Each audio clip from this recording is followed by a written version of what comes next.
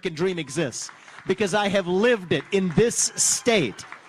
because of the opportunities that the state of Ohio gave to me and to my family. And my faith teaches me that we have a moral duty to use those blessings, to use those gifts that we have been given, to leave this state and this country.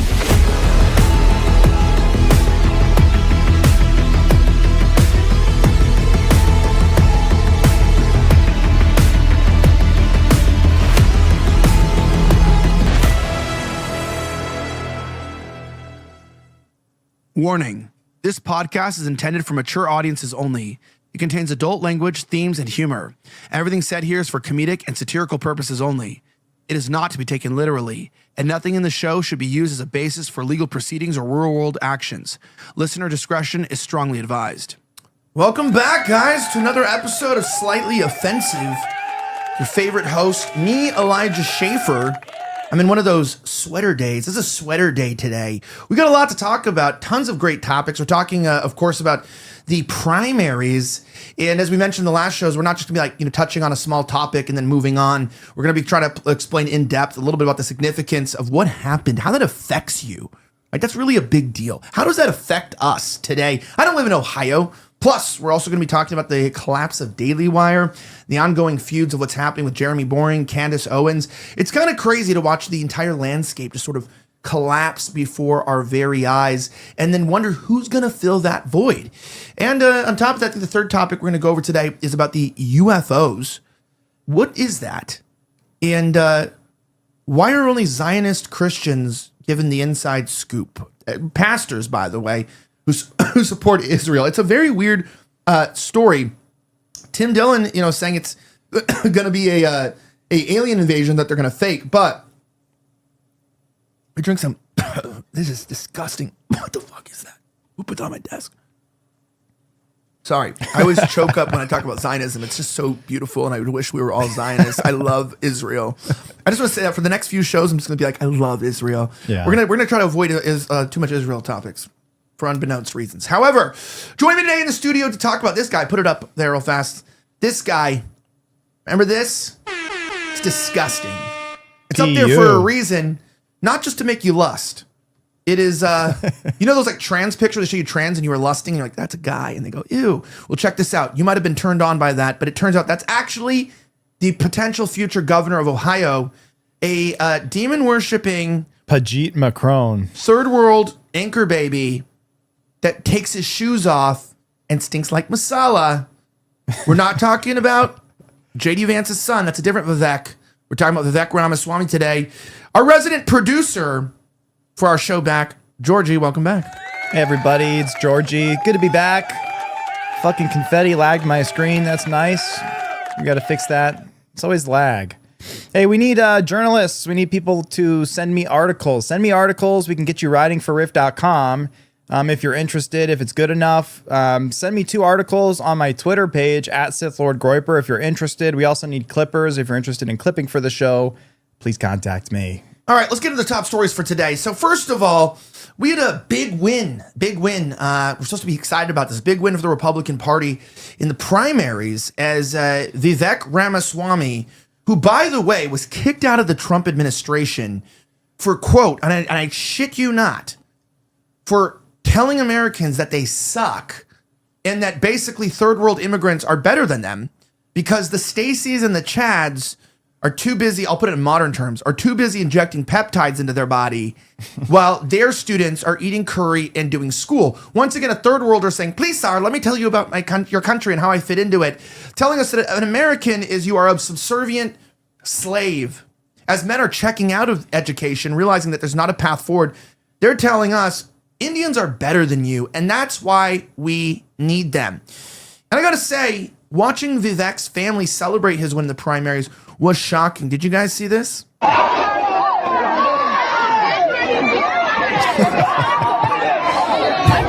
Vivek's family you are celebrating. That's Ohio. Yeah, it's in Ohio. All right, put me on the screen with the video real fast. Okay, this video came out today. Apparently, this is a Hindu festival where they fling cats in the air. And those are real cats, by the way. Yeah. And I doubt that they killed them before. That's still terrible if they euthanized them before. Mm-hmm. But, like, fair enough if maybe they have like a festival at the end of the year where they just kill cats and then they fling them up in the air. I might get in on that. I'm not a cat guy. But maybe I am a little Hindu. But the problem with this is India, right? This is Hinduism. And by the way, it's kind of like when blacks are like, but we was kings. It's like, hey, do you know what's crazy about what South Africa or Africa was before whites went there? It was just you guys. And you didn't do anything with it. And it's like that one guy tells the blacks, only 7% of the population of South Africa is white. Why didn't you just move to the right and build another South Africa? Why did you need their cities? Why don't you just build it? There's a problem here. When you see that, there was a time where we would make fun of that.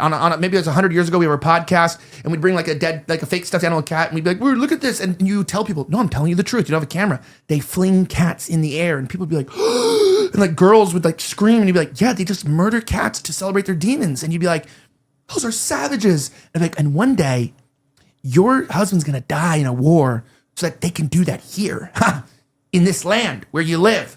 And they're gonna become the governor of Ohio. You'd be like, well, that sounds like hell. Yeah, well, maybe if that was happening, you'd be like, well, if that's happening, then probably aliens would start coming out. Like pigs would start flying. You go, I don't know about flying pigs. But, yeah, the UFOs are apparently coming out. We'll get to that in the third part. Vivek Ramaswamy did win the primary against, what's his name, Pooch? Casey Pooch? Casey Poochie. Casey Poochie. I don't know what is his name. It's Casey Pooch, or something. All right. I don't know how to pronounce it. I think it's Pooch. Casey Pooch lost the primary by a landslide. And I have to say this. We're going to talk a little bit about for a second.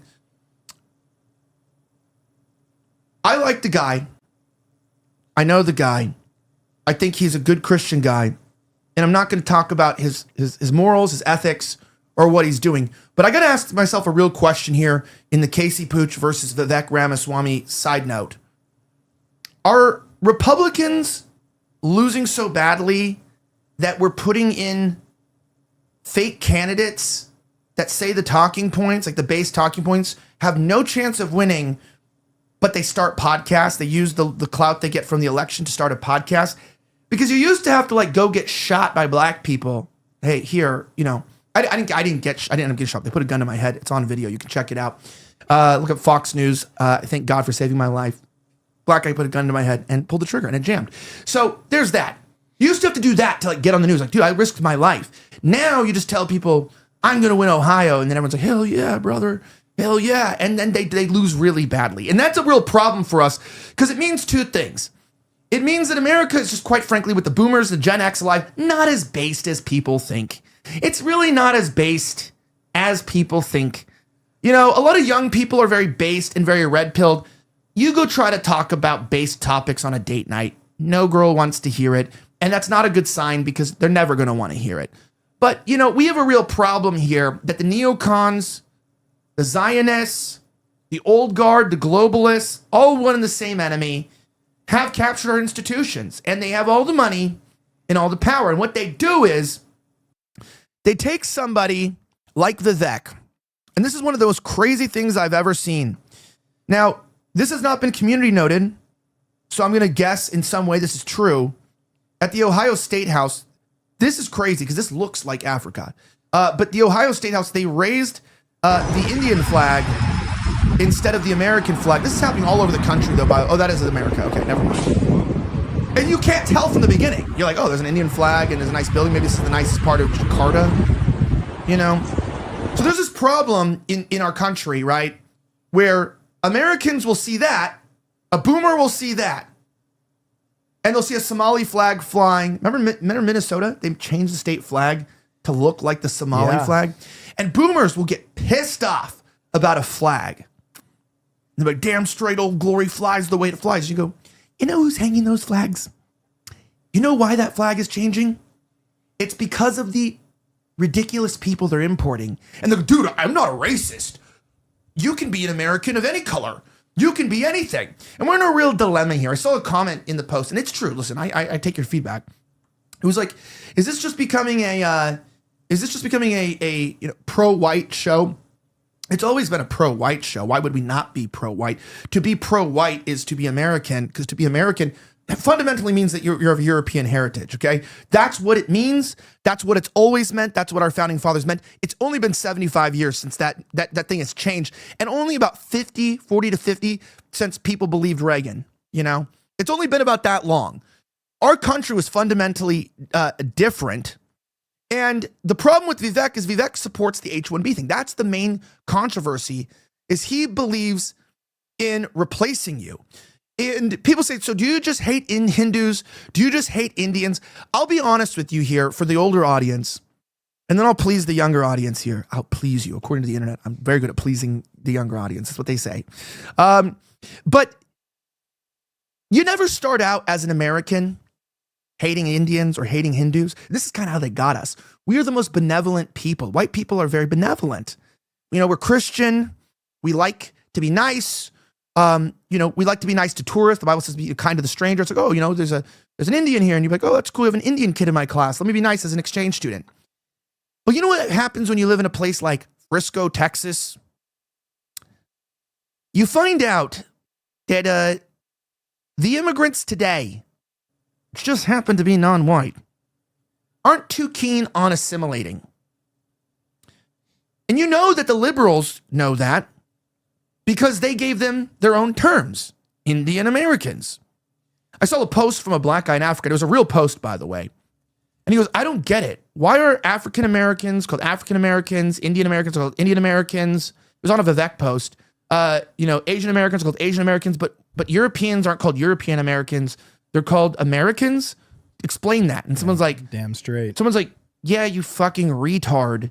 That's because it's a European nation. It's an independent European nation post-continent. Yeah, it's like Australia. You don't call Australia European Australians. You just say Australians. Yes, just like you don't call Germans European Germans. They're just Germans. It's a group of people. And here's the deal. The problem is, people say, but the Italians, the Irish, they weren't really accepted. I know. Look, we have a lot of. I have a Cuban friend. So that's better than Mexican. No, I'm just kidding. I have Mexican friends. I've always, like, my best friend growing up, one was Filipino, one was Jamaican, and they're great guys, and I really like them a lot to this day. One of them's in ICE, actually, today, nabbing people off the street, and he's a great guy.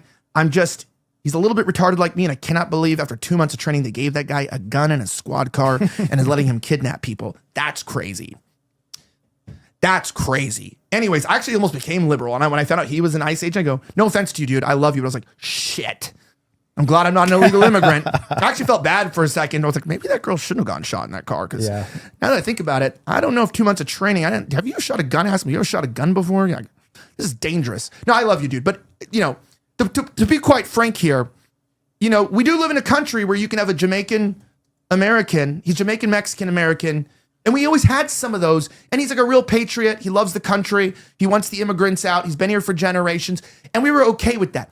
And they assimilated, And I remember in the area they lived in Whittier, when they were well off. Okay, they were well off.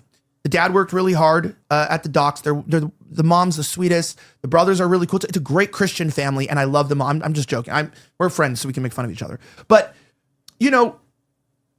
I remember when it was difficult for him to move in LA into a white suburb, and people were just a little weird about it. I had another friend who was Mexican, and he was a sheriff, and he moved into that same neighborhood in Friendly Hills. And when his wife went out front, they were well off too. He was served maybe 20 years and had money. Back in the day, you could actually afford a nice home being a sheriff. And the neighbors asked who moved in. And she's like, went there like, so you're the help? This is like 20 years ago.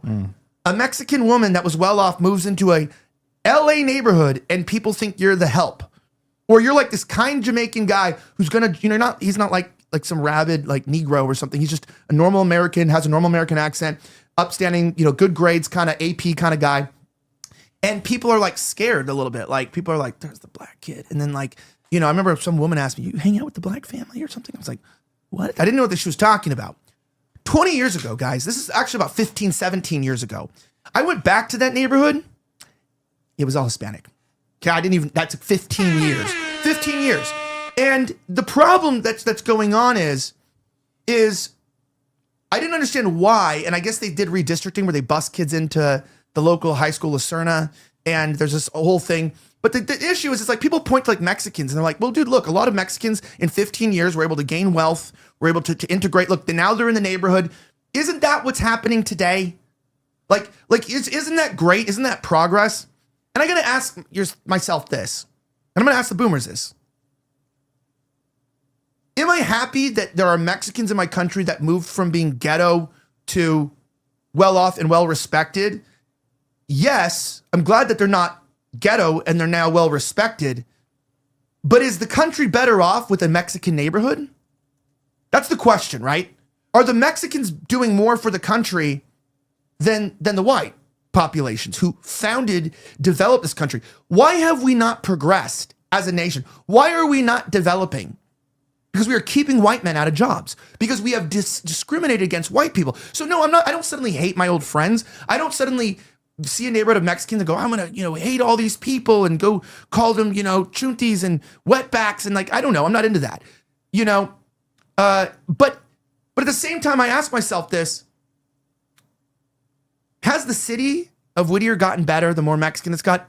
Objectively, no. Back when it was white in the 80s, it was a haven. LA used to be great when it was white. Now that it's gotten Mexican, overall, have some Mexicans improved? So am I saying that all Mexicans are bad? No, but I look at the net. Boomers can never look at the greater picture. Is America overall better? So what if one neighborhood stayed fine because there's a bunch of rich Mexicans there? Are most of the Mexicans rich?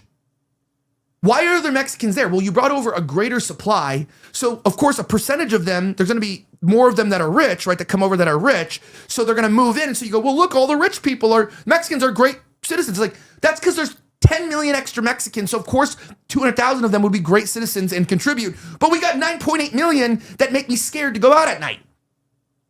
And here's the problem. What you're going to find is even worse. So Mexicans, people ask me the question, would you rather have 1 million Indians or 1,000? Would you rather have 1,000 Indians or 1 million Mexicans? And I agree with the statement, I'd rather have 1 million Mexicans. Why? Why is that? Because Indians are not here to integrate. In LA, the Mexicans colonized. Indians are here on a colonial mission. They're here on a colonial mission, Vivek, to ensure that Indians get revenge for the period of colonialization. They all talk about it. They don't abandon their caste system. And when they get rich, they're not nice to you. They don't talk to you. I parked my car in front of an Indian person's house on a public street for 2 hours in the middle of their house, and they put a note on my car, said they're going to call the HOA and report to the police if I don't move my car. It's their parking spot. No, it's not, you Brahmin piece of shit. I'm sorry, you're a Brahmin? I also have top ramen. Is that your son? Is that your family made that? The Brahmin's top ramen? Like, I don't know what that is, dude. And they're having conventions and they're putting their politicians in place. And guys, I'm telling you this, if you look at what's happening in Australia, if you look at what's happening in New Zealand, it's not good. I want to bring up this post here. Shafi Ahmed, official endorsement of Vivek Ramaswamy for governor of Ohio. As the president of the Somali American Chamber of Commerce USA and on behalf of the Somali community in Ohio, I'm proud to officially endorse Vivek. After extensive discussions with community leaders, whatever, it doesn't matter. He's a man of high integrity. We believe in his leadership, Ohio will flourish, fostering economic growth, empowering minority communities, see that? And creating opportunities for all. His commitment to entrepreneurship, innovation, and fair governance aligns with the values we hold dear. What happens is these groups are so allying. Tired of winning. They're allying and they're building themselves up, but they're not building the country up, and they are intentionally excluding white people, and that's why I'm pro-white. That's to the old audience. I would be pro-white naturally, but you have to be militantly pro-white in a very legal way, because every other group has in-group preferences, and they're discriminating. And in your white neighborhoods, you're only meeting the good ones. I'm being honest. You're meeting the good minorities in your neighborhoods. If you're a wealthy WASP and you're there, I'm sure you have great minorities moving in. You don't see a difference. Go to the rest of LA. Go to the rich neighborhoods in any country, and it doesn't matter if the demographics are changing. It's just rich people. You come here to Frisco, it's a rich neighborhood. Average home price, I know you'll see like 700,000 on Zillow. They're going for 1.5. They built a new neighborhood down the street, 4.9 million starting. And you know what you find here? There's no America. It's a strip mall. It's a giant strip mall of people that are just buying up homes. It's like being a Palestinian in the West Bank and watching settlers build nicer cities around you. And you're like, well, fuck, but the West Bank is shit. And this sucks and I can't integrate with these people and they want me dead. And that's what it feels like. You feel like a Palestinian because you just know your kids can't get a job at an Indian business. And you know that we're figuring out their plot. We're figuring out what they're doing. And they're a step ahead. They're getting their people in power. And they know they've got about 20 years for Gen X and boomers to die and be senile. And they're doing a damn good job in Australia, Canada, New Zealand, and the UK of getting all their ministers into power because they're smaller countries. But one of our states is like a country. People look at the UK and they go, Vivek can't do to America what Vivek can't do to America, what Sadiq Khan did to London and the UK. Do you know where the UK, the United Kingdom, if it was a state of America, do you know where it sits on the map? Do you know about this? Do you know where the UK sits on the economic index of GDP per capita, which is all that we care about today? But if the UK was a state, from richest to poorest, 1 being the richest, 50 being poorest, what number would the UK stand at? I think I saw this. I think it's not even top 50. It's 51, yeah. Yeah. 51. And it's 51. Yeah. It's 51. Okay? Can't even make it on the board, on the leaderboard. And you know what? You know what the UK had? Because this has been happening for a while, for about 75 years after the war, post-war Reconstruction. Do you know where they all started fleeing to? Australia, New Zealand, and Canada. And there's an agreement, you don't even need a visa. They were fleeing to these countries, which is why they were built up so strong in the last 75 years, because the British, for opportunity, were moving to these countries. Where do you go now? Now, you ask yourself that, well, yeah, but you're talking about one state with Vivek. How the hell does that summarize? And why are you so afraid of this, you racist? Here's what I tell the young people. If the UK is one state, and it's the 51st state in terms of economic power, they don't need to conquer the country. They just need to conquer one state at a time. And the white people, the white vote is what's supporting this. It is the white vote in Ohio that made this happen. I think there's like less than 1% is Hindu, like 0.6% is Jewish in Ohio. I think 60% are considered devout Christians. They're good Midwestern people. How does a Hindu guy who supports Israel, the number one candidate, to represent Christian whites? Ask yourself that, and the boomers can weigh in on this. You're telling me, why are you pro-white? Well, that's 60% of Ohio. If you're not pro-white, you're not pro-Ohio. That's true. And if you're not pro-Christian, you're not pro-Ohio. And we got a candidate who's neither pro-Christian nor pro-white. He's pro-Indian, pro-demon, pro-Jewish. And you got a state potentially being led by a guy who's at his level. And here's the question, but let's get back to Pooch for a second. Puchachi.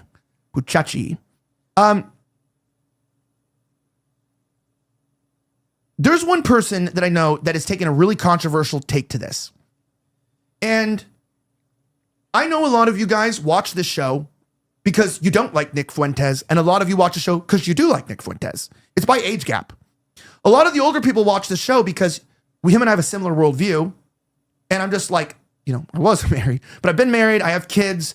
You've seen all the lawfare I've been through. You see all the FBI stuff. You've seen the riots. You're like, this guy's gone out and he's done his stuff. And you've watched me. You've been like, it's always funny. It's like, I always joked, it took like a little queer, twink from LA, which I'm not, I guess I'm turning back into one. But joke, that's a joke. I keep getting clipped out of context. But you're watching this guy. I always tell you, this should be a shame on you that I'm the guy trying to having balls here. Where's all the guys with the beer and the beards? I don't want to do this.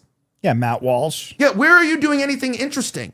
So, luckily, I'm like, with shoes on, sometimes I'm 6'4", depending on my shoes, and I'm like pretty bulky guy. So it's like, luckily, I don't look like this in person. I kind of can hold my own against a liberal. They're 95 pounds. They're made of sugar. It's weird. One time I put a liberal in my tea, and it just disintegrated. It was very weird. Yeah.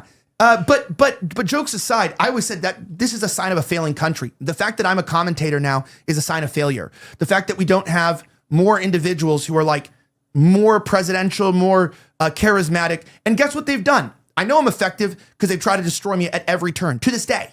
Okay. And because of that, I think a lot of people that don't like Nick and his opinion, or people will share, oh, you took that from Nick's show or whatever.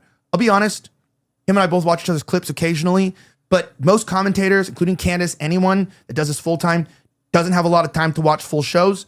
And I feel like I used to be rude to Nick and be like, I don't watch his show at all, but I see his clips, but I don't track currently his points, right? And And I think this is really interesting. A lot of people don't like Nick because they don't understand him. That's my opinion. It's a lot of that boomer mentality of like, you don't get him, so you don't understand him. And then anytime you praise him, the older audience says you're sucking his dick. And it's like, listen, guys, Nick knows what's going on, okay? And I am confused by this. Maybe you can clarify this to me a little bit. Nick did something in this race. He didn't endorse Pooch. Because you go, well, if we don't want an Indian, then why don't we put all our attention behind this guy, Pooch? And here's what Nick endorsed. So what is the alternative? Well, not everybody's going to like this. But in November, there's going to be 2 candidates that can win on the ballot in Ohio. And it is Acton on the Democrat side and Ramaswamy on the Republican side. If it can't be Ramaswamy, I think you know what it has to be. And so I'm going to be calling on everybody to be going to Ohio, and we're going to give people a choice. You have an option. Stay home. But I think if you really want to make a difference and help, we're going to have to hold our noses. And we're going to have to vote Democrat. All right, I just want to say my take. I know that this is what I'm going to say about the divide, is I don't say stuff like that, and that's why the older audience likes me or prefers my commentary on X. But I don't say stuff like that, which is why younger people prefer Nick, because Gen Z is ironic. I just want to tell it to people. And by older, I mean myself, like 35 and older. Millennials are more like cringe, like, or whatever. I don't know. It's like, I got myself a little Twinkie, and it's filled with sugar. And then Gen Z is just like rape and kill everyone. And you're like, oh my gosh, that's so horrible. How could you make that point? And then it's like, you're like, okay, they got caught in the cross section of retarded boomers and their children, millennials. And they don't want that. But you tell me. Well, the choice seems pretty easy to me. It's like white female Democrat, keyword white, versus Indian who is going to let in all the Somalians. Like moderate Democrat versus Indian with an Indian family, and he's allied with the Somalians. To me, that's a pretty easy option. I'd rather vote the Democrat just given that circumstance alone. But there is a larger picture here, and it is that the GOP, the way that they've convinced the boomers and the Gen Xers and even the older half of the millennials to vote their way continuously, is by saying, well, it's the lesser of two evils. You have to vote Republican, otherwise you get abortion and immigration and all that stuff. Well, it's like we're kind of getting both with both. Like we're getting, no matter which way you choose, it's still like a Democratic platform in some way, or at least traditionally Democratic. Like Vivek, he's Indian. He wants to let in more Indians, more H-1Bs. Amy, she might be the same in some way, but it's like we still, at least she's white. She's white, and she's going to put a dent in the GOP. And I think that's really the mission, is to dismantle the GOP and tell them, hey, we're not going to show up to the voting box unless you give us an America First candidate. And unless you give us an America First candidate, we're going to burn it to the ground, and we're going to vote Democrat. That's how much we're willing to do. That's how much we care about this. And to me, it makes perfect sense. I don't really understand what the fuss is about. Here's what the people that are my age and older are missing, because I thought long and hard about this. I've talked to Nick about it. It's like, we're kind of saying you're burning it to the ground by voting Vivek. You're just making everyone not realize what's happening. And the way that you're burning it to the ground is different than our way. You're burning it to the ground in terms of we're never going to be able to recover. If you keep bringing these Indians in and voting them into power, they might come in from the Democrats, but if the whites are still in power, and we let the people know that we'll only vote whites in, then eventually maybe we get a white person in that can, the parties switch and stuff that might actually look out for white people. However, I want to say this. I'm more of a stay-home guy, but I'm also not very Republican anymore, because what I realize is that the Republicans are a bunch of losers, and I hear to the person who's like older who doesn't get this rhetoric, because we're always about two parties. It's like, I want to let you know something. Texas was ruined by Republicans, okay? Mm-hmm. Republicans destroyed Texas. Republican attorney generals, Republican lieutenant governors, Republican governor, Republican Congress. They gutted and destroyed this country by putting big corporations and cheap labor ahead of everything and everyone else. Yeah, it's the bait and switch. It's like, you know, with Amy, at least you know you're going to get the moderate Democrat position for the next however many years. Whereas Vivek, it's a total bait and switch. He's selling you on the America First platform effectively, but what he's actually going to deliver is the same as what Abbott gave us here, you know, and Ted Cruz. It's the same thing. It's like, we have Indians here. We have all the immigration here. Texas is not even, I don't think, 50% white anymore. I think it's like 48%. No, with Gen Alpha, we're the least white state in the There's union. not a single county in Texas or all of everything west of Texas, all the way up to the north, that has over 90% whites in it. Not a single county. That's all in the deep South, like, you know, West Virginia and, you know, South Carolina. Northeast, places. it's the Democrat strongholds are white. Maine, Yeah. New Hampshire, Delaware. So that's what's we're white. already very few, and it's like, you know, Amy, you know what you're getting. It's the moderate Democrat position. You know what you're getting. Whereas, you know, you're voting for Vivek, and what you're voting for is not what you think it is. It's the total opposite, actually. And so, you know, I think our position is that we're just not willing to put up with it anymore. Unless you give us what we actually want, we're going to not vote for you, or we're going to go even further to the furthest extreme and vote for your opponent. Even if we specifically do not agree with that opponent. There's nothing about Amy that I agree with. Not a single one of her positions I agree with or endorse, like, in that way. But what I do like is that she's not Vivek Ramaswamy. And that's enough to, if I lived in Ohio, I would vote for her. Well, see, and I'm not there yet. I don't know if I agree, but I do understand the sentiment. I think it's a generational issue for all of us of like trying to figure out what to do. And, you know, the reason why, which we'll talk about in a little, we're going to allude to the second topic here for a second. So the reason why the media apparatus on the right wing is collapsing is, you guys all saw this video from the Met Gala. This is old news, but check this out. You saw this. There was this black, disabled, transgender, quadriplegic or something like that who came to the Met Gala. And I told everyone, I said, this little nigga's smarter than you. He took his retarded little deformed ass and got himself a dinner with the elites in the Hunger Games. And you're over here pissing in a regular toilet. He's got a straw on his urethra, and he's eating fine, and he's whining and dining, and you're crying on X, your Anon account. Like, this person gamed the system. Sometimes you got to game the system. And I saw that, and I went, like, I looked at that. We never talked about it on the show because it wasn't interesting. And it has now been 3 days, and this guy's been the main topic of the right-wing media. I saw this video like circulating today. When I first started working, Oh my I was God. an anomaly to the industry. Arguably, in many ways today, really I still am. I think it's time to say the quiet part out loud. The fashion industry is unlikely to book or pay black trans feminine and or physically disabled models to do runway, editorial, and or I campaigns. got a question. Is it normal for Because- Retta Truetide to make you want to throw up when you see stuff like that?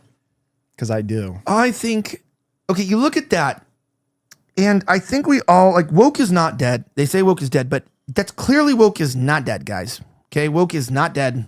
That is insane. That is, like, we're still grappling with the fact of beauty. Like, we still haven't understood beauty. It's like, why didn't that take ugly, disgusting people that make you repulsed? And by the way, they're a public figure. Okay? They're a public figure. I'm not going to make fun of them for their deformity, but that's a public figure that's speaking at a TEDx event. The liberals will give that thing a speaking position on their intellectual platform to talk about the most retarded. It's essentially called "Is Water Wet?" An intellectual discussion on whether fish know what water is. And it's like it's talking to fish about whether water exists, you know? And I've always said, the reason why I respect the left is they take their worst and their greatest soldiers. They're like God. They pick their biggest battles for their greatest soldiers. And they change culture because they put their radicals out there. Our side gives us Erica Kirk. And anyone else that could speak out, you don't get a place because it's all about connections and hierarchy. They're about culture and about change. And we are about institution. And, you know, we don't really care about pedigree, degrees. You know, that's why they see us as stupid as a Republican side. And I looked at that and I thought, like, look, at this stage of wokeness, right? At this stage of wokeness, we could have a discussion about this. We could be talking about this. Let me see what my colleagues are saying about this. I swear, like every major Republican account, they don't even show up in my feed anymore because I don't look at them. Probably a lot of you don't either. It's like for 3 days straight, it's been like, OMG, woke final boss, insane, talking about the woke paraplegic. It's like, look, we know these people exist. Like,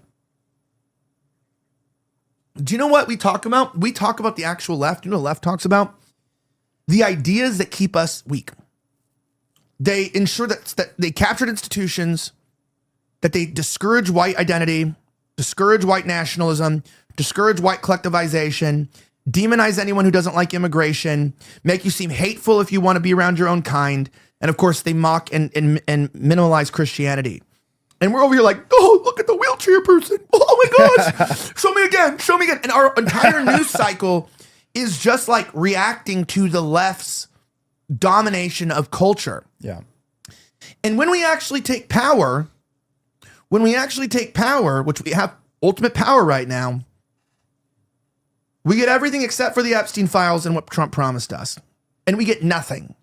We get Dan Bongino, podcasters doing nothing, doing taekwondo for years, talking about taking down the Epstein files. And we get mocked ruthlessly because it is funny and we should be mocked.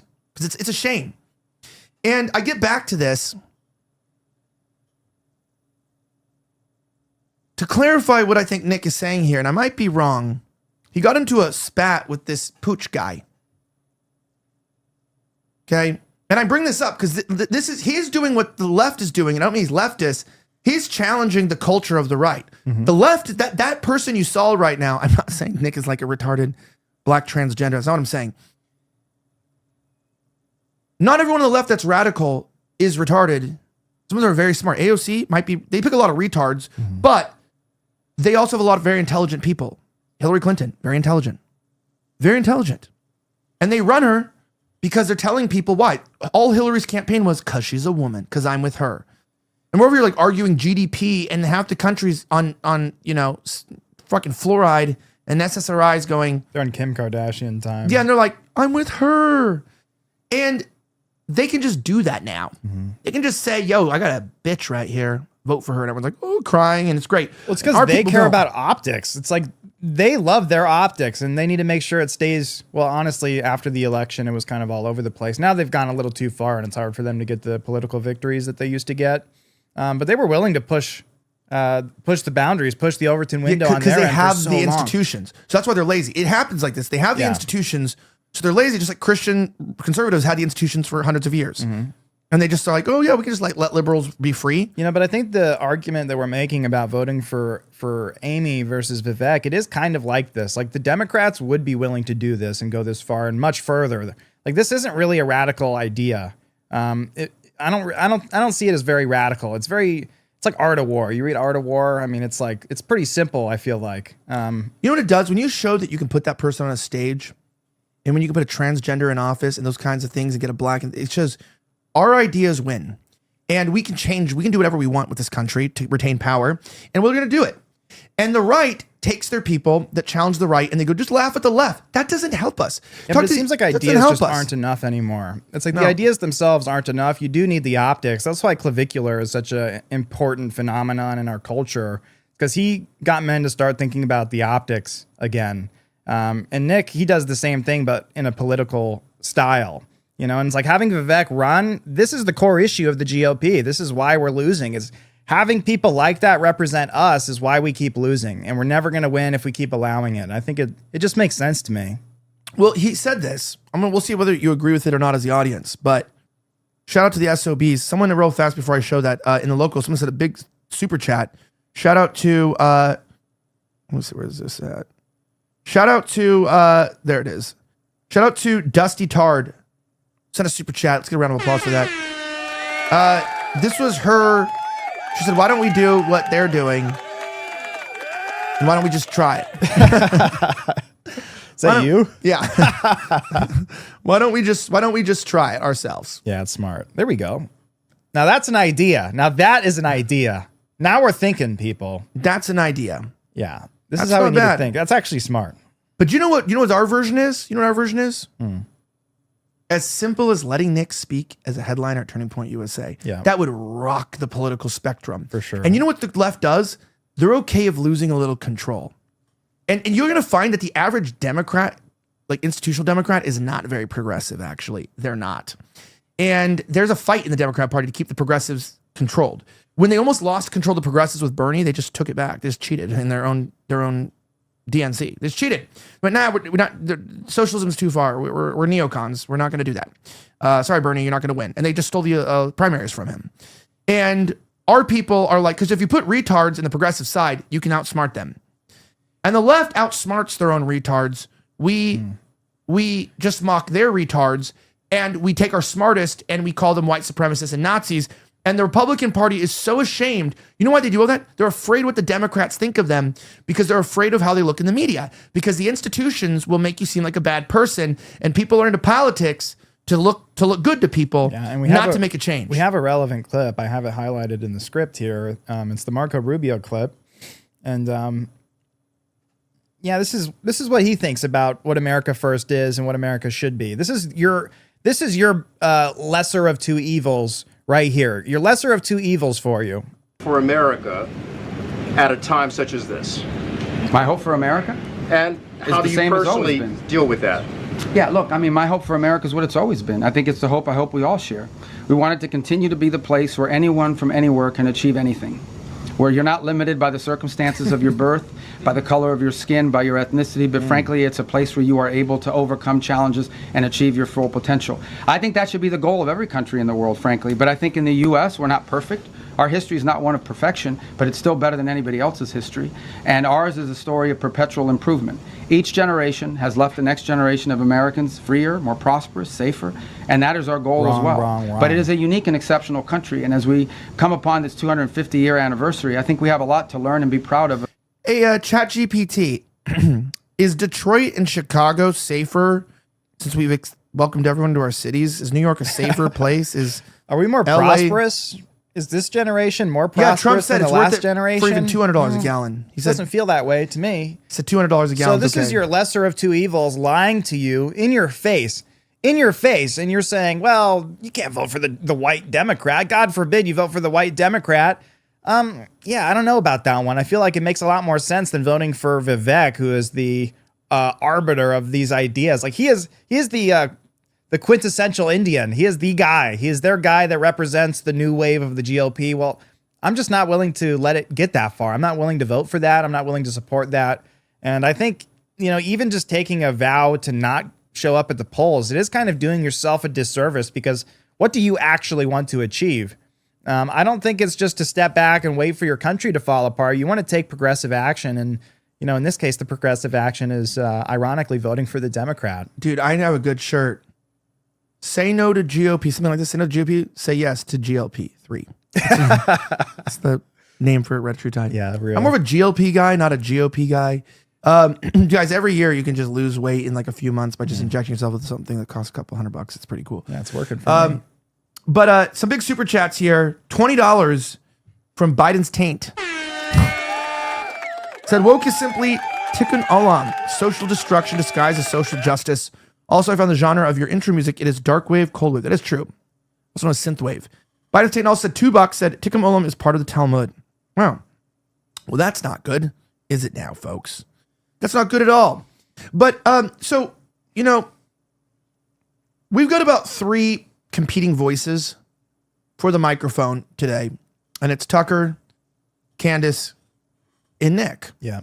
And everyone else, just like they reacted to the left, they're treating them like the left, and they're just reacting to them. Like all of Babylon, everyone's just reacting to these people, which should be a sign to the GOP that maybe their ideas, they got extremely popular because people need a radical people to follow. And these are 3 radical people who are saying things that people don't want to hear in a way that they may not like, but they're mostly true. Okay. Charlie Kirk did tell me he got shot by his necklace in a dream last night. He did. It's like, yeah. Is that a thing? People say his necklace killed him. There's pretty good arguments for that. I'd like tuned out completely. There's pretty good arguments for that. I tuned out and I realized that we were never going to find out how he was killed as a JFK thing. It was like, they don't want us to know how he was killed. You're not going to figure it out. But I guess Nick got in a fight with this other guy. And then we kind of come to the conclusion, well, if we don't vote for Vivek, because everyone blames podcasters and says, all you do is say what's going wrong. Vivek is bad. But we got this guy, Casey Pooch, who is a good guy, like I mentioned. But he didn't run very well. I don't know what his percentage points were. I'm not from Ohio, but it wasn't very good. And essentially, Nick and him got in a spat, and this is what they said. Lance Cross 24 cent $20. Casey didn't deserve your stab in the back. Sooner or later, you're going to run out of bridges to burn, Nick. That's hilarious. It wasn't a stab in the back. I don't know this guy from Adam. Stab in the back. Go fuck yourself. Stab in the back. I don't even know what do I owe to these people? What do I owe to Casey Push? I don't know these people anything. I don't know this person. The guy's an idiot. He ran a terrible campaign. He's a total clown. What do I owe him? Apparently I owe everybody everything. You stabbed him in the back. No, I just don't like him. I don't like him. I never did. If anything, I was too nice. Well, and I think what we learned from the entire GOP is just because you vote in a bunch of white people like we have now and Christians like Marco Rubio, that is not a determinant for someone's effective policy. Mm-hmm. Like you cannot vote on religious lines. You cannot vote on party lines. You cannot vote on racial lines only, because a lot of people are unleaded of the fattened red heifer. And that's what I mean. They're not third eye. In the 60s and 70s, we had trouble with people being influenced by the third eye. Now we have the third temple on these people's minds. And it's a rot and a poison. And I know Casey was like supposedly America first. You know what I'm finding now? I'm getting kind of tired of the anti-Israel rhetoric. It's been co-opted, actually. This is going to be controversial, and I feel like this is going to piss people off and no one's going to understand it. But I'm actually kind of tired of being anti-Israel, and I might become pro-Israel, but I'll explain this. There's this influencer that is like, what's his name? He's so funny.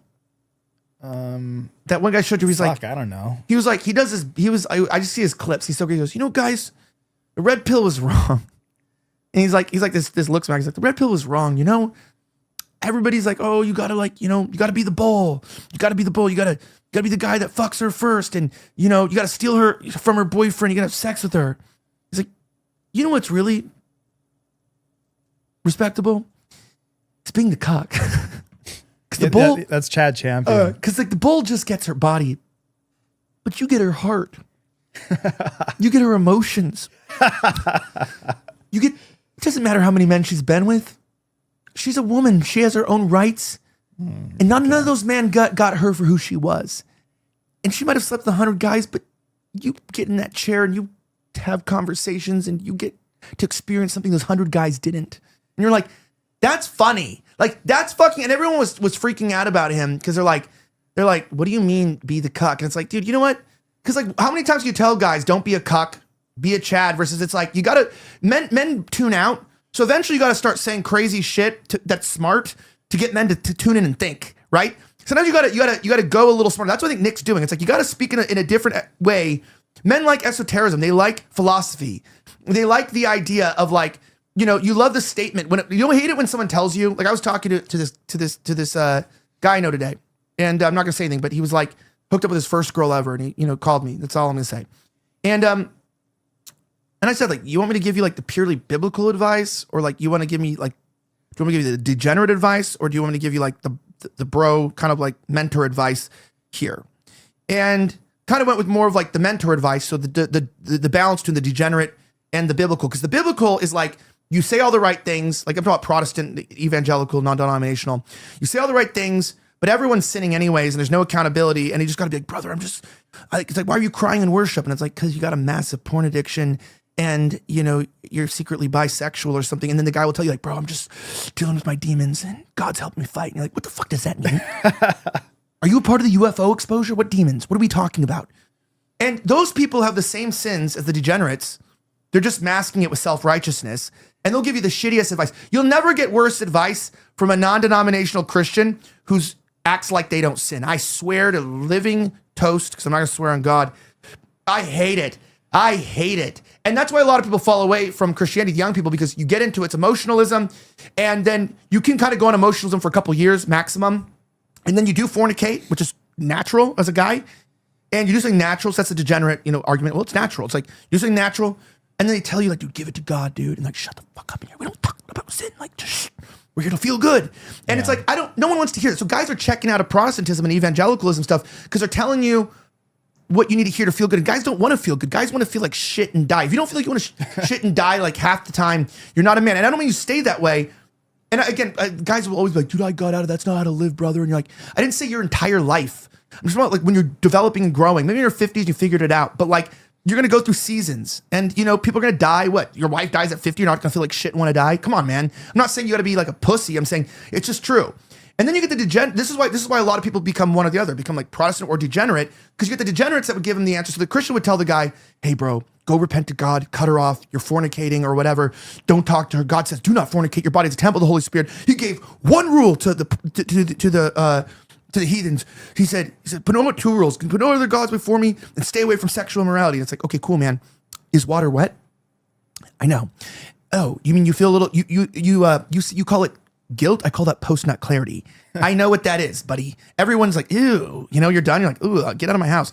But then I know what you're talking about. Yeah, go ahead. I know what you're talking about the leaning pro-Israel lately. Like, dude, I think I'm fully there. And it's because I got really red pilled. The real red pill is not like anti-Israel, anti-Zionism. That's actually like the blue pill. The real red pill is understanding that Sharia law is the largest threat to this nation. And I have a relevant clip here. I have it. It's on my page. I will play Sharia that. law is really the biggest threat to our civilization and society. I don't know about you guys, but when I go to Costco, all I see is a bunch of Muslims. It's just Muslims, Arabs all over Dallas, all over Frisco, all over America. All I see is Arabs and no other race. It's like, I don't know, something needs to be done about it. I'm just glad that we have strong leadership and the real people that are going to give you the red pill. Well, it is actually the old establishment. And check this out. Yeah, well, I'm going to play this clip and then I'm going to do my first attempt to do my new form of takes at the end of this, and then I'll get back to my other point. But watch, this is what I mean. This is going to be bad because I can never prepare.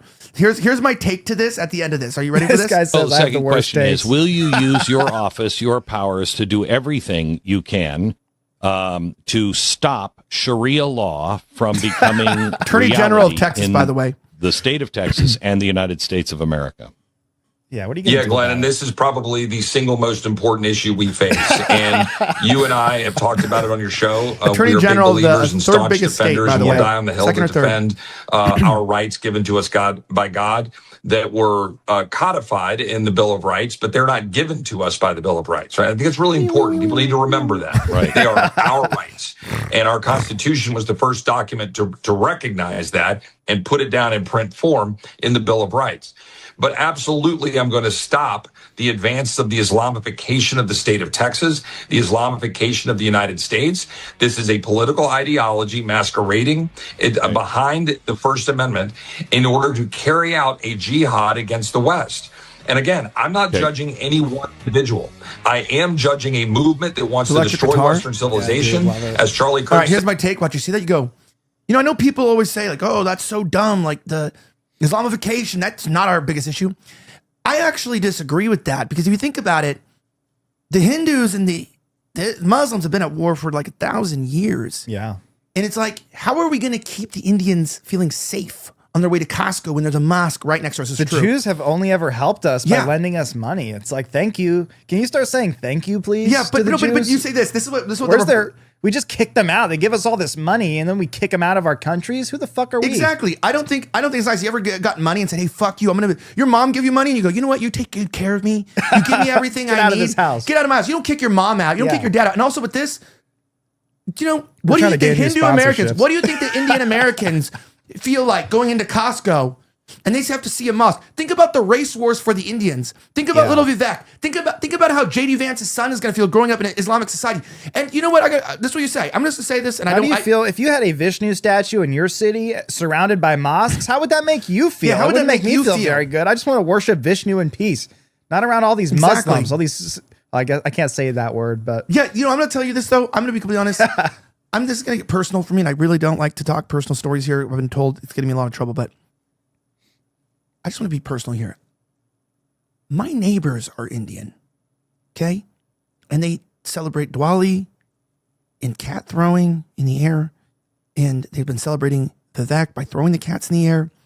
And they have children, like 20 of them. And I look at their giant families around me, and I think, what kind of America are they growing up in? They have to be afraid of jihadis. we have a lot to learn from them. We have a lot to learn from the Indians. Maybe what we do is we don't annex Canada. We just send all the Muslims to Canada so that the Indians can just live in peace. And I really do think that. I'm being honest. I wouldn't lie to you guys.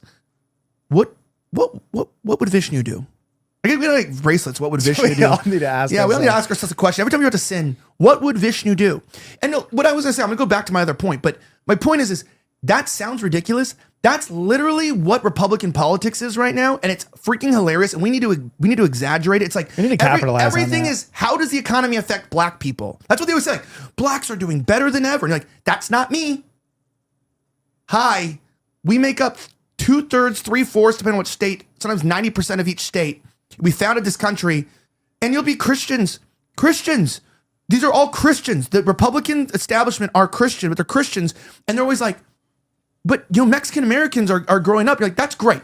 Like the point I made earlier in the show, I have Mexican friends. I talked to you guys, if you're new to the stream, I was talking about my Jamaican Mexican friend. Great people. They were like the only blacks. I'm just gonna recap.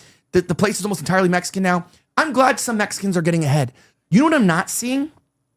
I'm only seeing whites with wealth stay wealthy and get wealthier. And I'm seeing, this is where I'm gonna sound even socialist. That's why I'm just start telling the truth. I don't care if it's socialist or liberal or Democrat or whatever. I am seeing the wage gap increase the most with whites. I am seeing white people unable to enter the workforce. They're unable to get high-paying jobs. They're unable to move up in their companies. They're unable to get leadership roles. They're unable to get teaching positions. Their ideas are not being spread in our universities. And guess what? Even worse. Our churches are all about foreign missions and about helping brown people. They're here. Okay, yeah, they're so here. true. They're here. The brown people are already here. You don't need to go over there anymore. You want to meet up? You want to go minister in Mexico? We have 3 states that are okay.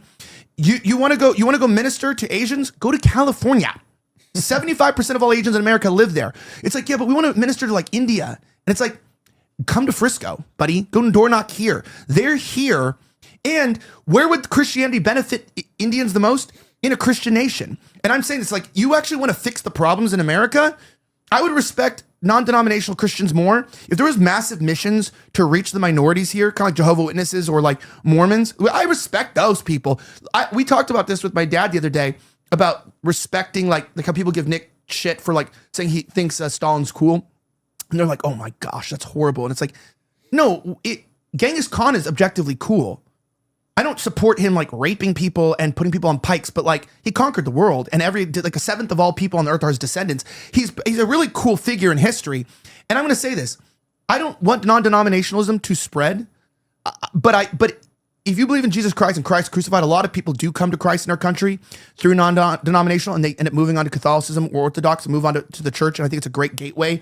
That's why if we stopped calling it church and we called it, like, I like this one church, they called it a seeker service. And I respect that church. They don't call themselves a church anymore. It's called a seeker service. Yeah. And they're trying to find people who are in the world to get them to hear the gospel for the first time. You know what? That's great that you have a mission, that your church is a mission center. It's a modern mission, and you're trying to tell people. But you should teach them then, hey, there are these churches. It is at your own pace, but you're going to need leadership. You're going to need constructive background. And I know there's a lot of good Christian churches that are evangelical. There's a lot of good non-denominational. But I will say this, and this is very true. If Christians actually realize what's going on in this country and put a 1/10 of the attention to converting this nation that they do to donating at church, 1/10 of their tithe to go build a new building and go to a mission church that'll fall apart when you stop feeding them, rice or whatever. It's like, hey, I do care about the world. God says to go out to the world, to every living creature, and that's important. But I have a message for you to the Protestants. Every living creature is here, so much so that if you go to the Miami International Terminal, you will see creatures that you didn't know existed. That that are here. Well, they're all that need missing the gospel. point anyway. It's like you don't even need to do these missions anymore. It's like we have the answer. All of our Christian leaders in America, they've given us the answer. You don't need to go out and spread Christianity. As long as you bless Israel, then you and all the nations will be blessed. It's like very simple. And thank you. It's like a really nice prescription. So going back to that point, what I was saying about, to explain this to the older audience about why the Gen Z is saying vote Democrat and like Stalin's cool is this. When I'm talking to a Gen Z who's getting introduced to fornication, right? It's a big sin. Once you start, you can never stop. It's like women and abortions, never stop at one. It's a real sin. And from fornication comes all types of sins, right? Abortion, STDs, the damage. The Bible even warns about that. The man who lays with many women, the prostitute, then he dies with illness or whatever, kind of misquoting it. And when you're talking to a young guy here and he's experimenting with fornication for the first time, you ask him, do you want the degenerate answer, the real answer, mentor answer, or the Christian fake answer? The degenerate answer, we already know what that is. Hell yeah, bro. Fuck that shit out of her, have sex with her friends. But when you tell a young guy like, dude, hey, look, man, I'm just gonna tell you the truth. You should probably keep seeing her. And you should probably just like call me regularly and tell me how you feel. Tell me if it's genuinely tell me this. Not the sex. Do you think it's heading towards something productive? And the truth is, I said, look, you could probably fornicate with this girl a few times. And if it's not turning into anything, you probably could just say, we're going to be friends and move on. But I'm going to tell you, I'm not going to say any more details, not giving it away. But I said, if she's a whore, you could catch an STD. If she's a virgin, she might get attached to you. If she's not on birth control, she might get pregnant. I'm just going to warn you, you already know those things. So I don't need to tell those to you. However, I didn't say those things to him, but he already knows that. Young guys know that. But I go, and then he was like, nobody gave me this advice. I'm like, yeah, well, just maybe do it. And you're a man. Go figure out. And it's like, well, should I? It's like, well, we didn't have a deep conversation, but in his brain, it's like, you're a man. If you don't want to do it, don't do it. If you know it's wrong, him knowing it's wrong is going to stop him from doing it morally, or it's against the Bible. But also, I think that Christianity and like the general Christian Republican movement forgot that men are men. Like, you got to let men make mistakes. And I hate to say that. Like, why do you think every great man in the Bible was like, except for a few of the prophets, maybe Enoch, maybe Elijah had different sins. It was like depression and whatever. But a lot of the great kings, what we need are kings in this nation right now. Like, hello, we don't need an Enoch. We need men, like Clavicular's done more to help men become Christian than the modern Protestant church, because he's taught men that the way to be a man in this world is to be a fucking man, be a boss. And I don't agree with all his methods. It's not Christian methods. But I'm saying, as a man, what men need right now is to become men. And then you don't need a church to tell you sex is wrong. Tell him once. A man, no, dude, like I said, you're not even a Christian and you fuck a whore. It is post-nut clarity. You jerk off. Do you know how many guys, do you know how many communities there are about no nut and not masturbating to porn, and they're not Christians, it's not moral? You don't feel good when you look at a lot of porn. You know why? God created you in his image, and you don't feel good, okay? And when you keep doing sin, you become transgender. If you really get into porn, you become trans and you mutilate your body, and it becomes this crazy thing.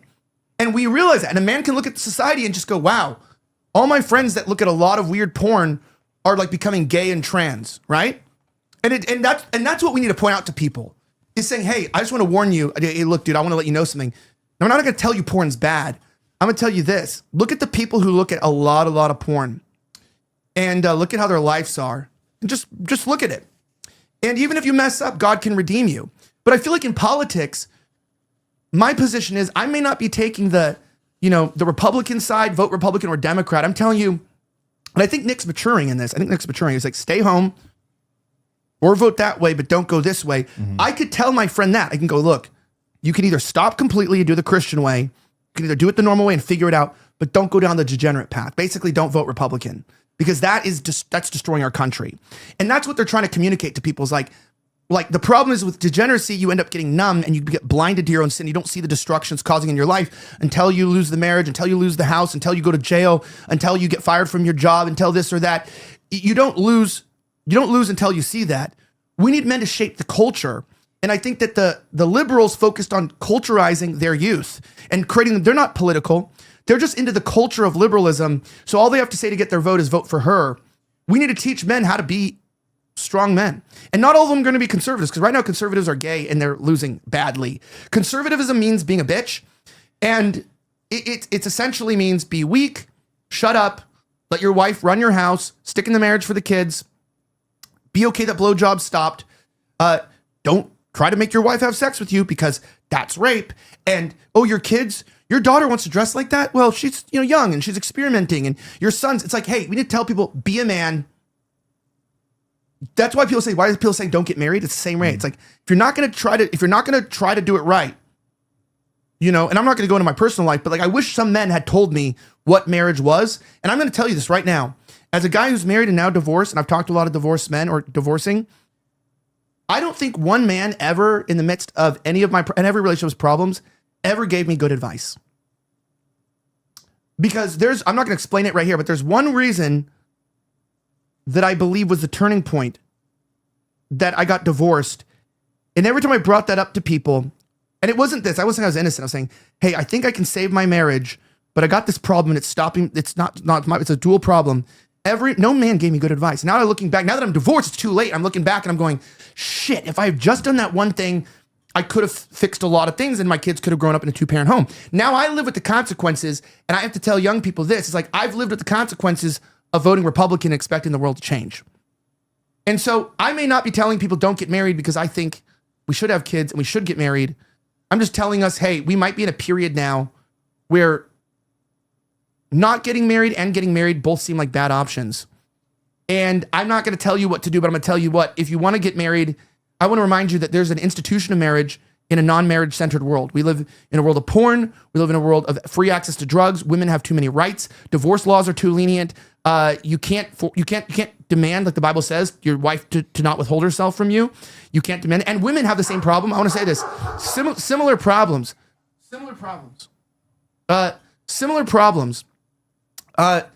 Women can't demand their husbands go to the church, but he's looking at porn, he's jerking off and not having sex with me. A lot of women have that problem.